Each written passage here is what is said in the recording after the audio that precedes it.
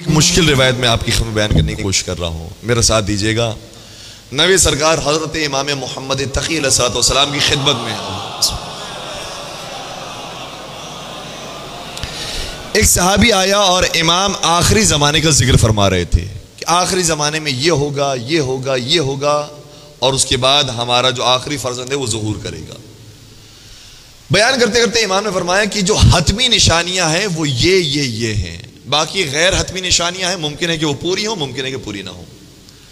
जब हतमी निशानियों को जिक्र किया तो कहा कि सुफियानी का खुरूज होगा, और फिर रिवायत ये कहती है कि बाकी और जो निशानियां हैं जिसमें हमें मालूम है कि क़याम खुरासानी है, मक्का और मदीना के दरमियान ज़मीन का धस जाना है, दज्जाल का आना है, ये हतमी निशानियों के अंदर बयान किया गया है।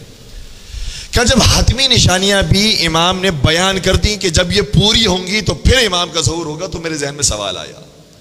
अब सवाल गौर से फरमाइएगा। सवाल यह है कि हमारा एक अकीदा है कि परवरदिगार कभी कभार बदा से काम लेता है। बदा का मतलब यह होता है कि एक चीज जो बज़ाहिर एक खास तरीके से चल रही है, अचानक उसके अंदर परवरदिगार तब्दीली लेकर आता है। मिसाल के तौर पर एक तरीका जो चल रहा था इमामत के सिलसिले में वो ये होता था कि हर इमाम के बाद जो दूसरा इमाम बनता था वो उनका सबसे बड़ा फर्जंद होता था। मौला कायनात के फर्जंद जो सबसे बड़े थे इमाम हसन इमाम बने हैं, मौला इमाम हुसैन की जो सबसे बड़े फर्जंद थे मौला सैयद सज्जाद वो इमाम बने, मौला सैयद सज्जाद के जो सबसे बड़े फर्जंद थे इमाम बाकर वो इमाम बने, जो उनके सबसे बड़े फर्जंद थे इमाम सादिक वो इमाम बने। यहाँ तक ये सिलसिला चलता रहा। लोगों के जहन में एक सलीका आ गया, एक तरीका आ गया कि जो सबसे बड़ा फर्जंद होता है वो इमाम होता है। लेकिन जब ये मामला इमाम सादिक तक आया तो फिर इमाम काज़िम वो थे जो सबसे बड़े फर्जंद नहीं थे।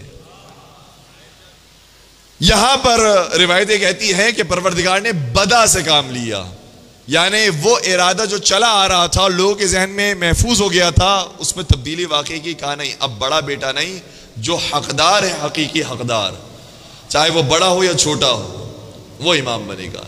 इमाम काज़िम अलैहिस्सलाम को इमामत मिली। यह सिलसिला आगे भी चला। सैयद मोहम्मद के हवाले से भी ये बात बयान की जाती है कि सैयद मोहम्मद सबसे बड़े फर्जंद थे 10वें सरकार के, लेकिन उन्हें इमामत नहीं मिली, 11वें सरकार को इमामत मिली। इस तरीके से ये सिलसिला आगे बढ़ा। तो कुछ मामला में परवरदिगार बदा करता है। सवाल करने वाला जो शिया है, जो अकीदा बदा को जानता है, उसे सवाल किया, ए फर्जंद रसूल मुझे बताइए, हल यबदू फिल महतूम, क्या हतमी निशानियों के अंदर भी खुदा बदा से काम ले सकता है? बात वाज़ेह हो रही है। जो हतमी निशानियां हैं वो भी बदा का शिकार हो जाए और वो हतमी निशानियां पूरी ना हो, क्या ऐसा हो सकता है? इमाम ने फरमाया नअम, ऐसा हो सकता है। आ गए यहां तक। अब उसे दूसरा सवाल किया, कहने लगा नखाफू अन्ना अन यबदू लिल्लाहि फिल कायम, ए फर्जंद रसूल फिर मुझे खौफ है कि कहीं परवरदिगार 12वें सरकार के बारे में भी बदा से काम न ले ले। कितना ये समझदार, कितना ज़हीन ये शागिर्द है। क्या लगा कि 12वें सरकार के बारे में भी कहीं ऐसा ना हो जाए कि परवरदिगार बदा से काम ले ले और उनकी हुकूमत ही कायम ना हो, वैसे क़यामत आ जाए, कहीं ऐसा ना हो जाए। इमाम ने क्या खूबसूरत जुमला इरशाद फरमाया, और फिर मैं उस आयत का तर्जुमा पेश करूंगा जिसे सरनामा कलाम में बयान किया था, तो आपको लुत्फ आएगा। मौला ने इरशाद फरमाया कि जब उससे सवाल किया कि क्या 12वें सरकार के बारे में, उनकी हुकूमत के बारे में बदा हो सकता है, इमाम ने फरमाया कि उसमें बदा नहीं हो सकता। क्यों? इन्नल काइम फिल मियाद, क्योंकि 12वें सरकार की हुकूमत वादे परवरदिगार में से है, वादे इलाही में से है। जिस चीज का खुदा वादा कर लेता है फिर उसकी वादा खिलाफी नहीं करता। कुरान करीम ने कहा है कि इन्नल्लाह ला युखलिफुल मियाद, परवरदिगार अपने वादे की खिलाफ वर्जी नहीं करता। यह वादा है जो पूरा होकर रहेगा। अब उस आयत को सुनिएगा जिसे मैंने सल्लल्लाहु अलैहि वसल्लम में बयान किया, वअदल्लाहु अल्लज़ीना आमनू मिनकुम व अमिलुस्सालिहात ला यस्तखलिफन्नहुम फिल अर्ज़ कमा इस्तखलफल लज़ीना मिन क़ब्लिहिम। यह परवरदिगार का वादा है सारे मोमिनीन से। मेरा साथ दीजिएगा। खुदा कह रहा है मेरा वादा है सारे मोमिनीन से जिन्होंने मुझ पर ईमान लेकर आए और अमल साले किए हैं। उनसे क्या वादा है? ला यस्तखलिफन्नहुम फिल अर्ज़, इस जमीन में जरूर उन्हें खलीफा बनाएगा।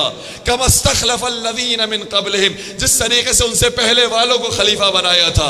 तो ये वादे इलाही है और वादे इलाही में कभी बदा नहीं होता। दुरूद पढ़ दीजिए मोहम्मद व आले मोहम्मद।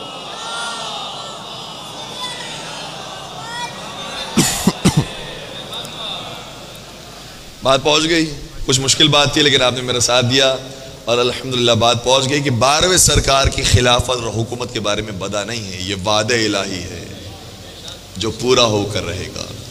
किसी ने क्या खूब कहा था कि सही को सही, गलत को गलत लिखो, जब भी लिखो हमेशा सच लिखो। सही को सही, गलत को गलत लिखो, जब भी लिखो हमेशा सच लिखो। हमारे अरीजों से क्यों होती हो खफा, तुम्हारा भी कोई जिंदा है तो उसको खत लिखो।